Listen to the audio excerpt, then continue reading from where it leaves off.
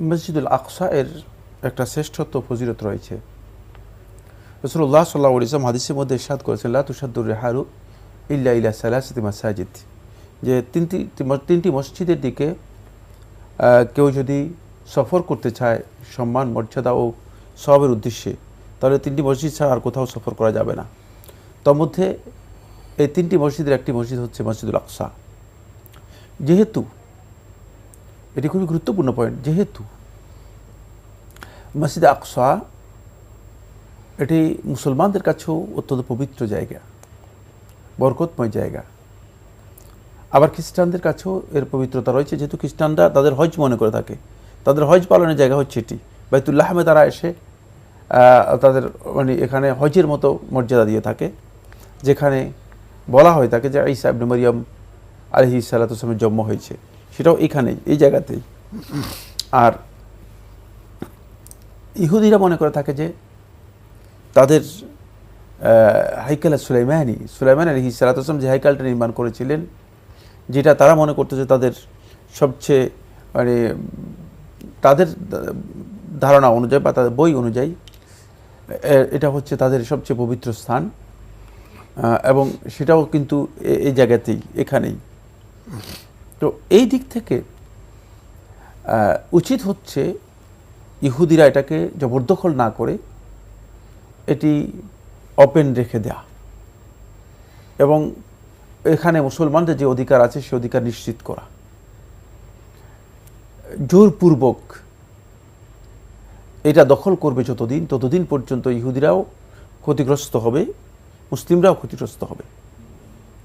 নিরপরাধ মাসুম শিশুসহ অবলা নারী এবং সাধারণ মানুষদেরকে হত্যা করা হবে, এর কোনো রেজাল্ট আসবে না। কারণ আল্লাহ সুবহানাহু ওয়া তাআলা এই পবিত্র জায়গাকে, আল্লাহ রাব্বুল আলামিন অবশ্যই এক পর্যায়ে আল্লাহ সুবহানাহু ওয়া তাআলা মুসলমানদেরকে এখানে বিজয় করবেন, কিন্তু এটাকে তাদের উচিত হচ্ছে ছেড়ে দেয়া এবং এটাকে মুসলমানদের জন্য ওপেন রাখা এবং সকলের জন্য ওপেন রাখা, যেহেতু এটা পবিত্র। সেখানে একটা সমঝোতার দৃষ্টিভঙ্গি থাকা প্রয়োজন, অবশ্যই সেই সমঝোতা হওয়া উচিত এবং সেটি করা উচিত। আর মুসলমানদের যে জায়গা তারা অন্যায়ভাবে দখল করে নিয়েছে বা নিচ্ছে, সেগুলো ছেড়ে দেয়া। যেহেতু পশ্চিম তীরে যে সমস্ত জায়গায় মুসলমানদের জায়গাগুলো অন্যায়ভাবে তারা দখল করেছে, সেগুলো তাদের ছেড়ে দেয়া, এটা তাদের উচিত, তাদের জন্য এটা অবশ্যই তাদেরকে করতে হবে। অন্যথায় তারা নিজেরাও ওই আবারও নিগৃহীত, নিপীড়িত, বঞ্চিত এবং অভাবপুষ্ট যারা রয়েছে তাদের মধ্যে চলে যাবে, তারাও ক্ষতিগ্রস্ত হবে, তারাও বাঁচবে। কারণ আল্লাহ সুবহানাহু ওয়া তাআলা ইতিহাসের তো পুনরাবৃত্তি হয়, ইতিহাস সেটাই বলবে। 2 নম্বর যে পয়েন্টটি এখানে অত্যন্ত গুরুত্বপূর্ণ, সেটা হচ্ছে যারা পবিত্র জায়গার পবিত্রতা নষ্ট করতেছে, তাদের এই কথা আশা করার সুযোগ নেই যে আল্লাহ রাব্বুল আলামিনের আযাব তাদেরকে আক্রান্ত করবে না, অবশ্যই আক্রান্ত করবে। এই ক্ষেত্রে আমরা যারা মুসলিম আছি, আমরা আমাদের করণীয় হচ্ছে মুসলিমরা এর জন্য সর্বোচ্চ পদক্ষেপ গ্রহণ করা, যাতে করে মুসলমানদের এই প্রথম কেবলা, এই দিকেই মুসলিমরা মূলত প্রথমে সালাত আদায় করত, যেখান থেকে নবী সাল্লাল্লাহু আলাইহি ওয়াসাল্লামের সেই ঊর্ধ্বগমনের, নবী সাল্লাল্লাহু আলাইহি ওয়াসাল্লামের ইসরা হয়েছিল এবং মেরাজ হয়েছিল যেখান থেকে। সুতরাং এই জায়গা যেন মুসলিমরা তাদের আয়ত্তে আনতে পারে, এই জন্য মুসলিমদের সর্বাত্মক প্রচেষ্টা এবং শক্তি মুসলিমদের প্রয়োগ করা এখানে অত্যন্ত মুসলিম শাসকদের উপর দায়িত্ব এসে পড়ে। সেক্ষেত্রে আমরা মুসলিমদের বলতে, মুসলিম সাধারণ মানুষ কোথা থেকে শক্তি পাবে? পদক্ষেপ নিবে শাসক যারা রয়েছে, তারাই পদক্ষেপ নিবে এবং তাদের উচিত হচ্ছে সেক্ষেত্রে সহযোগিতা করা। এখানে একটি বিষয় খুবই গুরুত্বপূর্ণ, এখন যে যুদ্ধ চলছে, এটাকে যদিও যুদ্ধ হিসেবে আখ্যায়িত করা হয়েছে, এটা যুদ্ধ নয়, কারণ এটা অসম একটা আক্রমণ।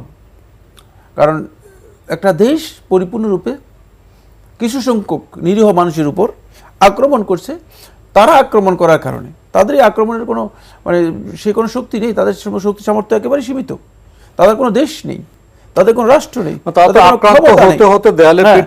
তারা নিজেদেরকে রক্ষা করার জন্য জাতিসংঘে বলে আসছে যে আগামীতে যে মানচিত্র করা হবে সেখানে ফিলিস্তিনের গাজা কোনো জায়গায় থাকবে না।